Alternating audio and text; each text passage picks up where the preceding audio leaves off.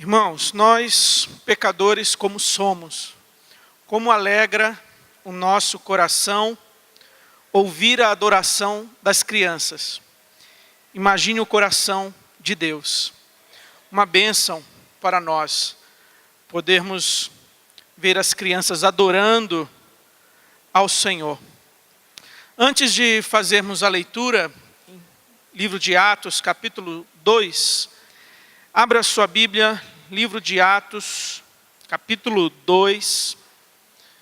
Vamos fazer a leitura a partir do verso 14. Você pode acompanhar a leitura na sua Bíblia. A palavra de Deus diz assim: Então se levantou Pedro com os 11, e erguendo a voz advertiu-os nestes termos: Varões judeus e todos os habitantes de Jerusalém, tomai conhecimento disto e atentai nas minhas palavras. Estes homens não estão embriagados, como vindes pensando, sendo esta a 3ª hora do dia. Mas o que ocorre é o que foi dito por intermédio do profeta Joel. E acontecerá nos últimos dias, diz o Senhor, que derramarei do meu espírito sobre toda a carne. Vossos filhos e vossas filhas profetizarão. Vossos jovens terão visões e sonharão vossos velhos. Até sobre os meus servos e sobre as minhas servas derramarei do meu espírito naqueles dias e profetizarão. Mostrarei prodígios em cima no céu e sinais embaixo na terra, sangue, fogo e vapor de fumo. O sol se converterá em trevas e a lua em sangue, antes que venha o grande e glorioso dia do Senhor. E acontecerá que todo aquele que invocar o nome do Senhor será salvo. Varões israelitas, atendei a estas palavras.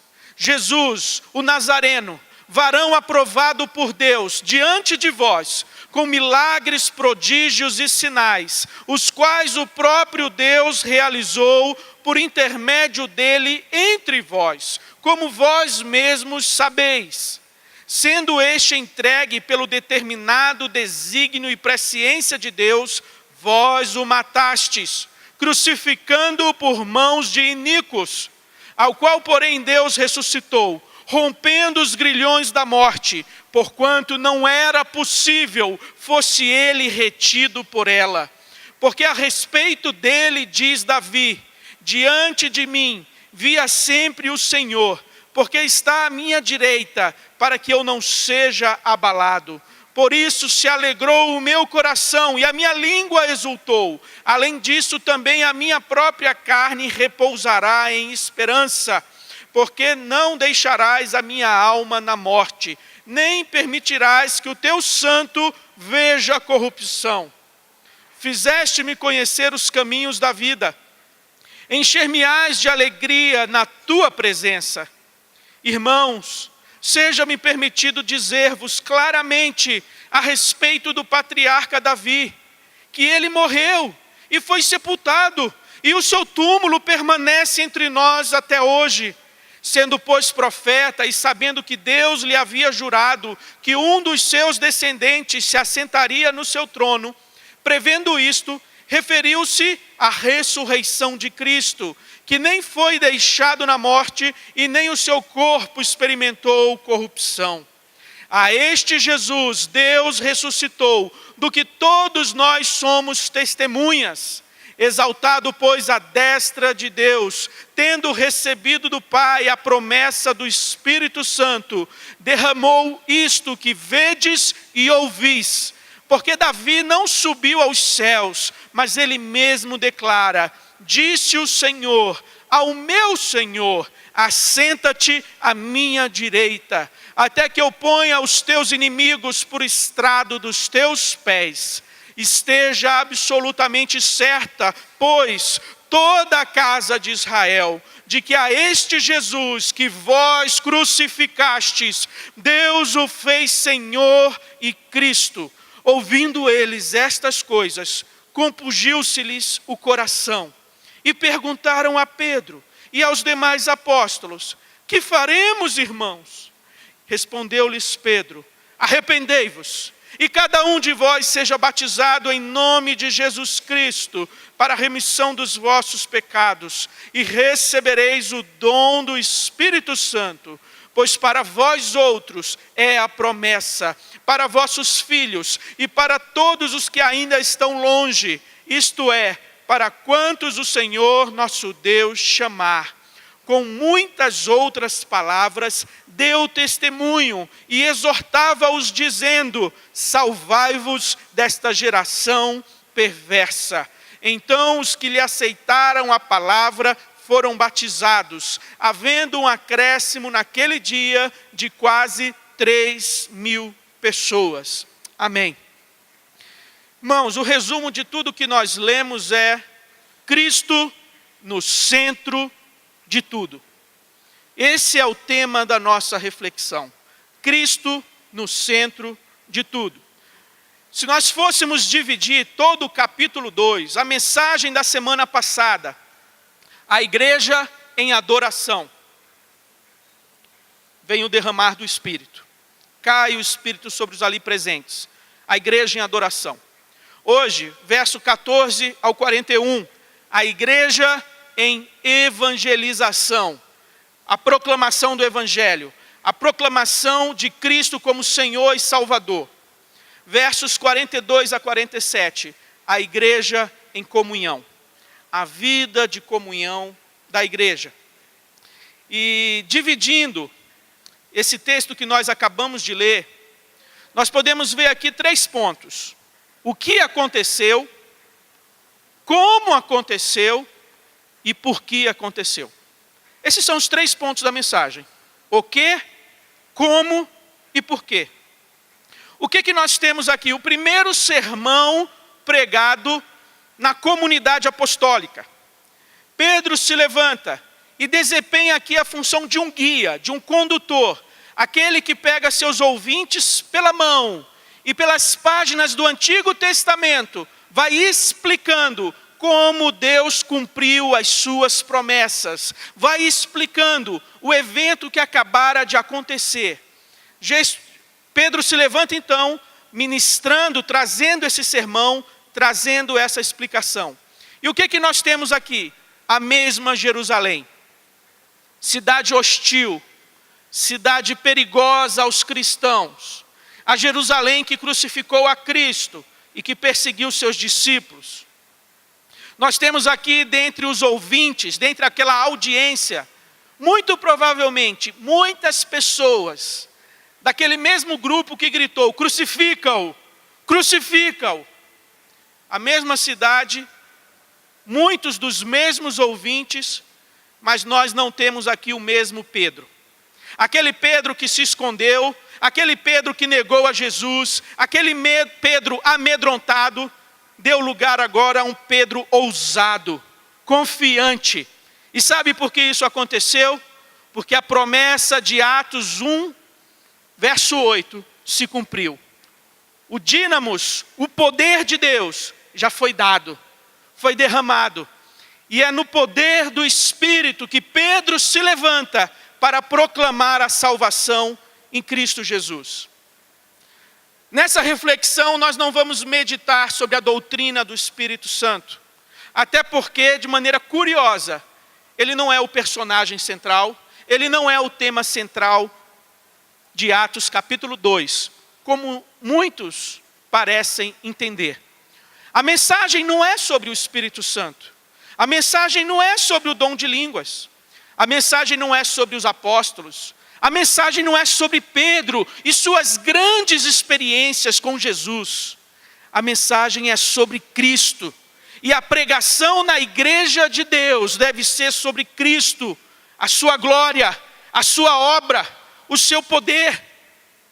A mensagem da igreja é a mensagem da Bíblia. A mensagem da Bíblia é a mensagem de Cristo. E a mensagem de Cristo é a mensagem de salvação. E essa mensagem de salvação, ela é trazida, ela é proclamada de maneira racional.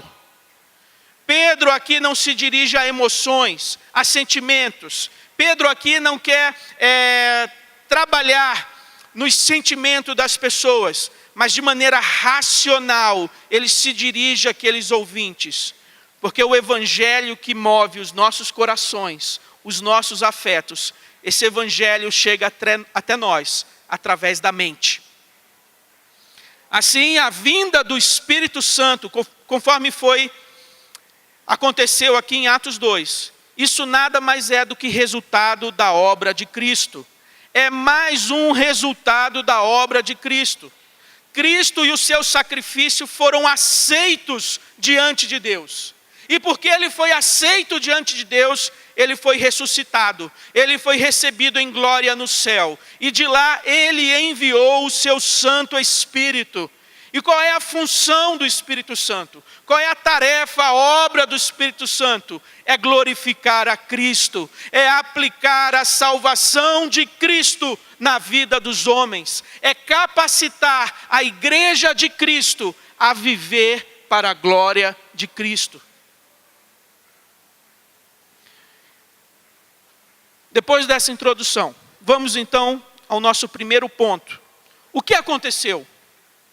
O Espírito foi derramado por causa de Cristo. Versículos 14 a 21. O Espírito foi derramado por causa de Cristo.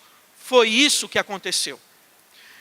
Irmãos, estamos diante de um sermão que foi editado, sintetizado, resumido.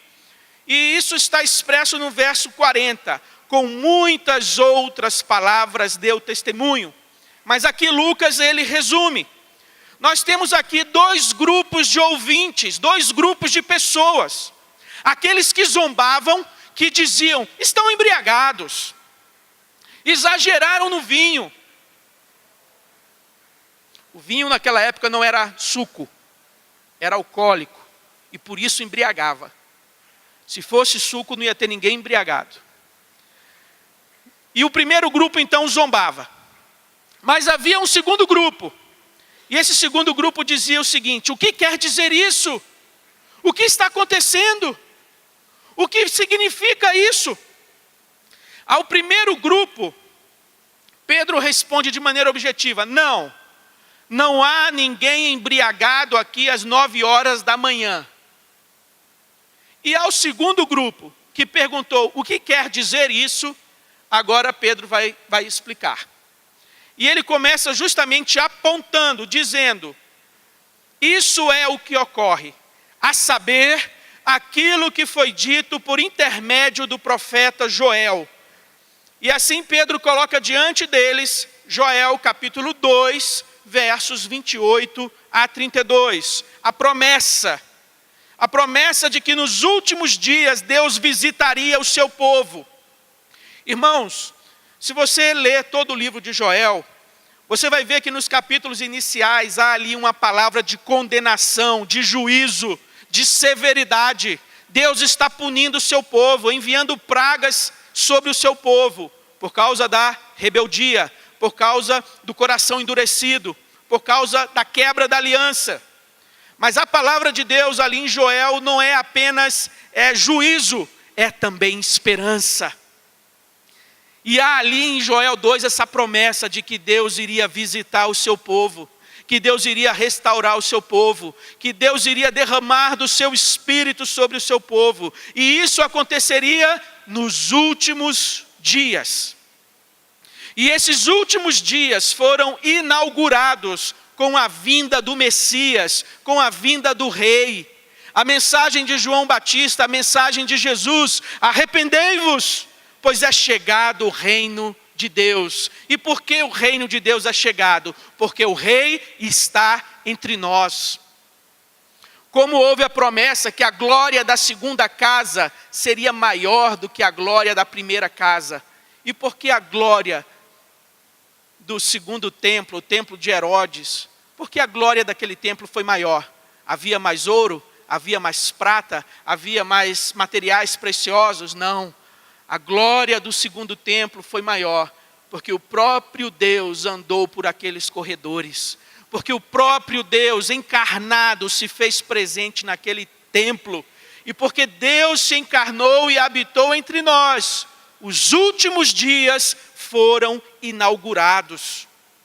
O evento de Pentecostes é apenas mais um testemunho, mais uma evidência de que os últimos dias já se iniciaram. Mas essa questão de Deus visitar o seu povo, derramar do seu Espírito, remonta ao livro de Números, capítulo 11. Quando Moisés ali separa homens, anciãos de Israel, para ajudá-los na liderança do povo. Então, Números 11, versículos 16 e 17, vai dizer assim: disse o Senhor a Moisés: ajunta-me 70 homens dos anciãos de Israel, que sabes serem anciãos e superintendentes do povo, e os trarás perante a tenda da congregação, para que assistam ali contigo. Então descerei, e ali falarei contigo. Tirarei do Espírito que está sobre ti, e o porei sobre eles. E contigo levarão a carga do povo, para que não a leves tu somente. Do Espírito Santo que estava sobre Moisés, Deus também derramaria sobre aqueles 70 líderes, anciãos. E o texto continua, Números 11, versos 27 a 29, vai falar do desejo do coração de Moisés. Então correu um moço e anunciou a Moisés e disse: Eldade e Medade profetizam no arraial. Josué, filho de Num, servidor de Moisés, um dos seus escolhidos, respondeu e disse: Moisés, meu senhor, proíbe-lhe. Porém Moisés disse: tens ciúmes por mim? Você tem ciúme por minha causa, Josué? Tomara todo o povo do Senhor fosse profeta, e que o Senhor lhe desse o seu espírito. Moisés diz: tomara, que bênção seria, quem dera que Deus derramasse do seu espírito sobre todo o seu povo. E assim esse desejo, essa oração de Moisés se tornou uma profecia.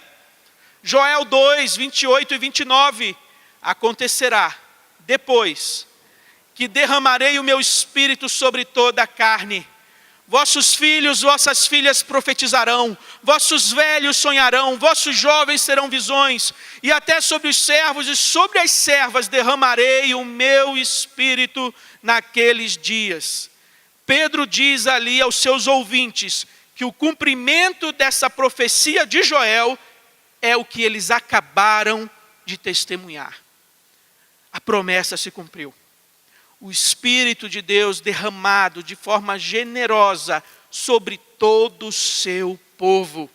E não apenas sobre alguns escolhidos, sobre alguns líderes. No Antigo Testamento, essa atuação do Espírito Santo, ela era mais visível na vida de homens separados para exercer algumas funções, como os profetas, como sacerdote, como rei. Mas aqui em Atos, nós vemos um Espírito que não vem apenas para o rei, mas para os servos, para as servas. Aqui em Pentecostes, a ênfase recai na dádiva do Espírito Santo, nesse derramar do Espírito Santo. Essa promessa que é feita em Joel, em Atos 2, não há uma ênfase nos efeitos cósmicos, sangue, fogo e nuvens de fumaça. A ênfase aqui não é nesse aspecto. Há algumas interpretações que isso se cumpriu na crucificação, quando por cerca de 3 horas da tarde houve um eclipse e o dia se tornou em trevas, em escuridão. Outros dizem que esses eventos cósmicos se cumpriram no ano 70, quando Jerusalém foi destruída pelo Império Romano. Outros dizem que se cumprirá nos juízos futuros de Deus sobre a humanidade. E o fato é que não precisa ser uma coisa ou outra. Na verdade, as três respostas conjuntamente formam a resposta completa. Isso foi se cumprindo parcialmente. Se cumpriu na crucificação de Jesus, se cumpriu ali no ano 70 e ainda se cumprirá quando do derramar do cálice da ira de Deus sobre a humanidade. Mas o ponto principal aqui é que nós estamos nos últimos dias. E esses últimos dias são justamente o intervalo entre a primeira e a segunda vinda do Senhor Jesus. Esse período de tempo, da primeira vinda do Cordeiro para a segunda vinda do Leão, dentro do programa de Deus, de redenção, de salvação, compõe o capítulo chamado Os Últimos Dias. Primeira epístola de João, capítulo 2, João vai dizer: filhinhos, esta é a última hora. E conforme ouvistes que vem o anticristo, já muitos anticristos se têm levantado, por onde conhecemos, sabemos que é a última hora.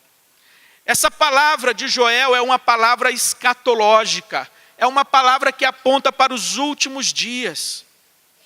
E assim Pedro declara que o acontecimento de Pentecostes é um acontecimento do fim dos tempos. O tempo do fim começou em Atos 2. Os crentes experimentam esse tempo do fim com o derramar do Espírito. O derramar do Espírito mostra que a salvação já veio, que o Messias já veio. E acontecerá que todo aquele que invocar o nome do Senhor será salvo. Pedro não está preocupado com o significado de falar em línguas, mas sim com a importância na história da redenção, do derramamento do Espírito Santo. O que isso significa? Quais são as implicações? O derramamento do Espírito Santo a todas as pessoas que se arrependerem, independente da idade, do gênero, da etnia e da posição social. Lembre-se, isso é muito diferente do que acontecia no Antigo Testamento, onde essa mensagem estava como que limitada apenas ao povo de Israel, os portadores da aliança. Mas Gálatas 3, Paulo nos lembra, nos diz: pois todos vós sois filhos de Deus, mediante a fé em Cristo Jesus. De sorte não pode haver judeu, nem grego, nem escravo, nem liberto, nem homem, nem mulher, porque todos vós sois um em Cristo Jesus. Todas essas barreiras sociais, étnicas, são derrubadas. E em Cristo não há judeu nem grego, nem escravo nem livre, nem homem nem mulher, porque somos um em Cristo Jesus. Irmãos, o Espírito Santo, ele sempre aponta para o Senhor Jesus.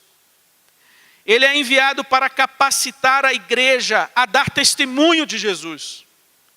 O Espírito Santo vem aplicar nos nossos corações os efeitos da obra de Cristo na cruz. No Pentecoste, o Espírito foi derramado sem medida, mas o foco está em Cristo e no seu Evangelho, e não no Espírito Santo, e não no falar em línguas. Pentecoste é esse momento na história da redenção, onde Deus envia o poder do Espírito Santo para a sua igreja. E não somente para aqueles que estavam reunidos em Jerusalém, mas para a igreja de todas as épocas, para cada cristão através dos séculos. O Espírito Santo é dado de maneira generosa da mesma forma. A nossa primeira experiência com o Espírito Santo é quando Ele abre os nossos olhos para nós enxergarmos Cristo, para nós enxergarmos o nosso Salvador. Essa é a nossa primeira experiência com o Espírito Santo. Ele abre os nossos olhos para vermos a Cristo, não a Ele próprio. O Espírito Santo não deseja manter nenhuma ligação com um cristianismo que esteja centrado no Espírito Santo. Não. O Espírito Santo aponta, dirige nossa atenção para Cristo, nos une a Cristo, para que assim sejamos salvos. Então, onde Cristo for o centro, ali estará o Espírito Santo. No púlpito e na igreja, onde Cristo for o tema central, ali estará o Espírito Santo. Pentecostes, assim como a encarnação, fala mais de Deus vindo a nós do que nós nos aproximando de Deus. É um movimento de alto para baixo, na encarnação e no Pentecostes. E Deus faz isso dando seu Espírito de uma forma niveladora, manifestando-se a todos a quem Ele determinou. Não importa o gênero, não importa a idade, não importa a condição social, não importa a nacionalidade, o Espírito Santo nivela e iguala nessa comunidade, nesse corpo. A citação de Joel aqui, meus irmãos, ela é fundamental. Não apenas para a gente entender o capítulo 2, mas para a gente entender todo o livro de Atos. Pois tudo que vai acontecer em Atos será um desdobramento do derramar do Espírito Santo. A igreja falha quando deixa de entender o significado contínuo e duradouro da dádiva do Espírito Santo na vida da igreja e na vida do crente. Aquela promessa que Pedro fez ao término do sermão: arrependei-vos, sejam batizados e recebereis o dom do Espírito. Ela continua válida, ela continua funcionando. O Espírito Santo continua sendo dado a todo aquele que crê no ato e no momento da conversão, como vemos em Efésios 2. Nós vimos assim o que aconteceu, o cumprimento da promessa. O Espírito sendo derramado de forma niveladora, democrática, ao rei, ao servo, ao homem, à mulher. Vimos o que aconteceu. Mas vem uma segunda pergunta: como isso aconteceu? Sabe como isso aconteceu? Que Jesus está vivo e exaltado. Versos 22 a 35. Pedro agora vai começar novamente a enfatizar a pessoa de Cristo, a sua obra. Verso 22, nós temos ali as reivindicações de Jesus como Filho de Deus. E essa reivindicação de Jesus como Filho de Deus foi verificada, foi autenticada, foi demonstrada como verdadeiras através dos milagres que Deus realizou através dele. Lembra do diálogo de Jesus e Nicodemos, João 3, verso 2? Nicodemos diz: Rabi, sabemos que és mestre vindo da parte de Deus. E por que eles sabem? Porque ninguém pode fazer estes sinais que tu fazes se Deus não estiver com ele. Assim, essa reivindicação de Cristo, de ser o Filho de Deus, ela é confirmada pelos sinais e prodígios que Deus realizou através dele. Mas ainda no verso 23, Pedro vai dizer o seguinte: que a soberania de Deus determinou a morte de Cristo, sendo este entregue pelo determinado desígnio e presciência de Deus. Mas ele completa o versículo: vós o matastes, crucificando por mão de iníquos, os romanos. Irmãos, a soberania de Deus, aquilo que Deus determinou que vai acontecer na história, não isenta, não nos deixa assim sem responsabilidade sobre os nossos atos e as nossas decisões. As causas secundárias são consideradas por Deus. E por isso esses homens eram culpados. Lembra de José e seus irmãos no Egito? Quando José diz: vós na verdade intentastes o mal contra mim, porém Deus o tornou em bem, para fazer como vedes agora, que se conserve muita gente em vida. O que os irmãos de José planejaram? Matá-lo. Coração cheio de ódio, cheio de ira. Vamos dar um fim desse moleque, vamos acabar com José. Intentaram, planejaram o mal, mas Deus transformou em bem, para que a vida de toda a família fosse conservada durante o período da fome. E o que acontece no caso de Jesus? Os judeus o entregam movidos de ódio, de inveja, de ira, e querem destruir a Jesus. Mas Deus transforma aquele mal em bem, para que hoje se conserve a vida de muitos, sejam perdoados, para que o nosso nome seja escrito no livro da vida, para que nós possamos comer da árvore da vida que se encontra na Nova Jerusalém celestial, a cidade que desce do céu. E aquela árvore que o homem foi impedido de comer no Éden, capítulo 3, em Apocalipse fala que todos nós teremos acesso a ela, livremente. E assim nós fomos livres da condenação, da morte. Fomos conservados em vida através da morte de Jesus. Deus, na sua soberania, ordenou, pré-ordenou assim. Mas os homens são responsáveis diante de Deus pelas suas escolhas, pelas suas decisões, pelas suas opções. A ideia, meus irmãos, é que Deus não nos incita ao pecado. Deus não gera maldade no nosso coração. Deus não provoca em nós o desejo de pecar. Não foi Deus que colocou no coração daqueles homens o desejo de matar a Jesus. Eles mesmos são responsáveis pelos seus desejos de ira, de ódio e de vingança. Quem produziu isso no coração deles foi eles mesmos. A natureza pecaminosa deles.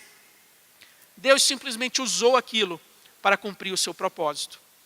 E assim ele fez acontecer tudo o que ele pré-ordenou. Mas o homem continua responsável e dará contas a Deus. Verso 24 vai falar: este ao qual, porém, Deus ressuscitou. O veredito final sobre Jesus não foi o veredito de Pilatos. Não foi o veredito dos homens: crucifica-o, crucifica-o. O veredito final sobre Jesus veio do tribunal celestial. Deus o levantou dos mortos. Deus quebrou os grilhões. Ele é o varão aprovado por Deus. E essa foi a palavra final sobre Jesus. E aí então Pedro ele vai agora sustentar a sua palavra acerca de Jesus, olhando para as profecias messiânicas do Antigo Testamento. Ele olha lá para Salmo 16, quando Davi diz: não deixarás a minha alma na morte, e nem permitirás que o teu santo veja a corrupção. E o ponto de Pedro aqui é mostrar àqueles homens que Davi não estava falando de si mesmo. Afinal, o túmulo de Davi está aqui entre nós, é conhecido, é público. Aonde está o túmulo de Davi? De quem Davi falava então? Davi falava do Messias. Davi falava do Salvador que viria. Que ele seria ressurreto, que ele não ficaria no túmulo, não seria vencido pela morte. Davi ainda vai dizer no Salmo 110, disse o Senhor ao meu Senhor, assenta-te à minha direita, até que eu ponha os teus inimigos debaixo dos teus pés. E o que Pedro quer mostrar, olhando para esse Salmo 110, é que o ressurreto do Salmo 16 é o mesmo que Davi agora no Salmo 110 chama de Senhor, que está sentado à direita de Deus. Esse é o ponto que Pedro enfatiza. Esse Jesus que vocês mataram é um varão aprovado por Deus, foi ressuscitado por Deus e foi entronizado por Deus, está à destra de Deus. Nós não entronizamos a Cristo, meus irmãos. Quem somos nós para entronizar a Cristo? Jesus te entronizamos, não entronizamos ninguém. Jesus foi entronizado pelo Pai. O Pai é aquele que tem autoridade de dar poder no céu e na terra. E Jesus já está entronizado e reina. Quer você queira, quer não. Quer você goste ou não. Quer a humanidade se sujeite ou se rebele. Isso não vai reduzir em 1 milímetro a glória e o poder de Deus. Ele continua, o Senhor Jesus continua entronizado em glória e poder, independente do nosso coração, do coração humano. Então nós vimos o que aconteceu. O Espírito foi derramado. Nós vimos como aconteceu, porque Jesus foi entronizado. E agora nós vamos ver por que isso aconteceu. porque Jesus morreu e ressuscitou para salvar pecadores. Versos 36 ao 41. Pedro, ele se dirige a um grupo de pessoas culpadas. Mas essas pessoas não se sentiam culpadas. A nossa culpa não é medida pelos nossos sentimentos. A culpa pesou no coração daqueles homens quando a palavra de Deus atingiu o coração deles. Verso 36 vai dizer que compungiu-se-lhes o coração dos ouvintes. Eles caíram em si da gravidade dos seus atos. Eles ficaram com os corações pesarosos. Houve ali um arrependimento, um pesar, uma tristeza. E aí eles perguntaram: o que faremos, irmãos? Aquela atitude de zombaria acabou. Eles não mais se dirigiam aos apóstolos como galileus, de maneira pejorativa, mas se dirigiam a eles agora como irmãos. Nós rejeitamos o Messias, nós assassinamos o Salvador, e agora? Ainda há esperança, ainda há uma saída. O que nós podemos fazer? A angústia, o desespero no coração daqueles homens. Houve ali uma convicção de pecados. Quando o Espírito Santo se manifesta, traz consigo uma convicção de pecados. Coloca a nossa pecaminosidade, a nossa insuficiência, a nossa limitação, a nossa pequenez de maneira transparente diante dos nossos olhos. E estamos perdidos. Ao que Pedro então se levanta e novamente aponta o caminho para eles. E o caminho é conversão, fé, arrependimento. Arrependei-vos, cada um de vós, e seja batizado em nome de Jesus Cristo, para a remissão dos vossos pecados. Era um testemunho público de arrependimento, de mudança de atitude, mudança de postura. Um testemunho público, radical dessa conversão. E assim eles também receberiam o dom do Espírito Santo. E meus irmãos, aprove ao Senhor dar o arrependimento ali a 3.000 pessoas. Um resultado singular, como também a forma como o Espírito se manifestou naquela oportunidade. Qual outro sermão na Bíblia, registrado na Bíblia, na história, teve um resultado como esse?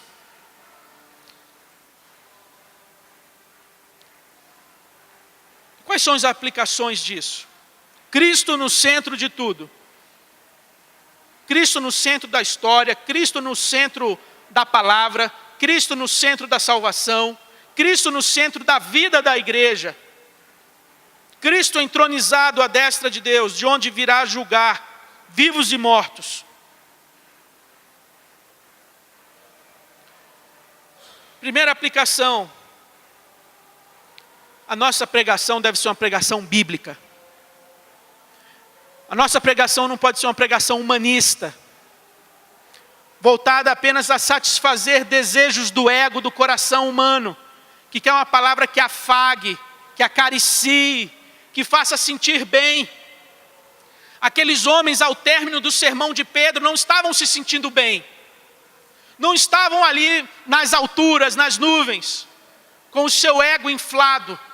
Depois da pregação de Pedro, aqueles homens estavam atemorizados, estavam amedrontados, estavam tristes, porque eles foram confrontados com o seu pecado. E só assim houve salvação.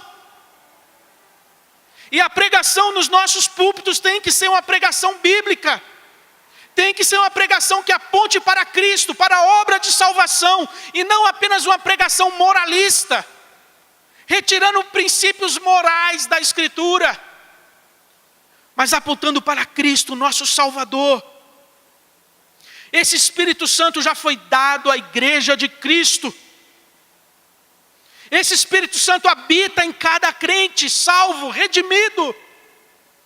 A Bíblia diz em Efésios 1, depois que ouviste a palavra da verdade, o evangelho da vossa salvação, tendo nele também crido, foste selado com o Espírito Santo da promessa. Cada crente redimido, salvo, tem já o Espírito Santo, não tem que buscar a segunda bênção. Não tem que buscar falar em línguas, falar isso ou falar aquilo. Tem que falar de Cristo. Tem que apontar a sua vida para Cristo. E o Espírito já está aí. Esse Espírito Santo nos nivela nesse corpo.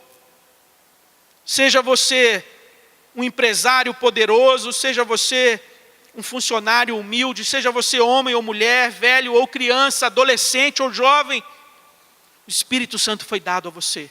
E você pode ser usado nas mãos dele. Façamos o nosso trabalho. Vivamos a vida cristã no poder do Espírito Santo, para a glória de Deus. Como igreja, vamos nos reunir para demonstrar e anunciar a glória de Deus, o Evangelho da salvação. Que ele seja o centro da nossa pregação, do nosso louvor, da nossa adoração. Que a nossa palavra não seja para enaltecer a nós mesmos, os nossos feitos, os nossos resultados como igreja, mas que a nossa palavra seja sempre para enaltecer ao Senhor Jesus. Pedro não pregou a si mesmo.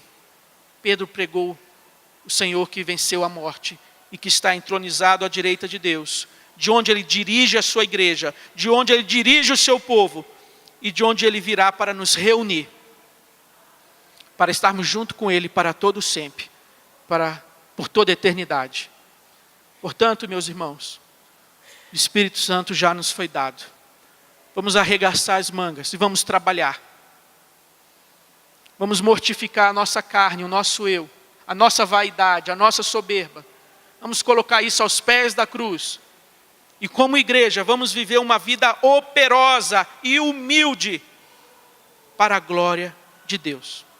Que aqueles que adentrem esse santuário, que aqueles que venham conviver e estar conosco, possam ver em nós, no meio de nós, que Cristo aqui é a pessoa central. Ele é a nossa mensagem, Ele é o nosso louvor, Ele é a razão da nossa vida, Ele é a razão de nos reunirmos aqui semana após semana. E que assim Cristo abençoe a sua vida, abençoe o seu lar, abençoe a segunda igreja, como uma agência de proclamação desse Evangelho que salva, o Evangelho de Cristo. Deus, nós te agradecemos, porque a promessa se cumpriu. O Espírito foi derramado. E não foi derramado apenas naquela primeira igreja. O Espírito continua hoje disponível ao teu povo, aos teus filhos. O teu Espírito continua hoje sendo dado a todo aquele que crê, a todo aquele que invocar o seu nome. Que como igreja, Pai, não venhamos buscar ou apontar para a nossa glória ou para as nossas realizações, mas que de forma humilde, a nossa vida, a nossa palavra, a nossa atitude, o nosso trabalho, aponte sempre para Cristo, nosso Salvador. E que aqui seja um lugar de salvação. Que aqui pessoas possam ter um encontro com Cristo. Que vidas sejam transformadas. Que aqui verdadeiramente o teu nome seja exaltado e glorificado. E assim o teu povo que assim se reúne, Pai, diz amém. Para a glória do teu nome. Em Cristo Jesus.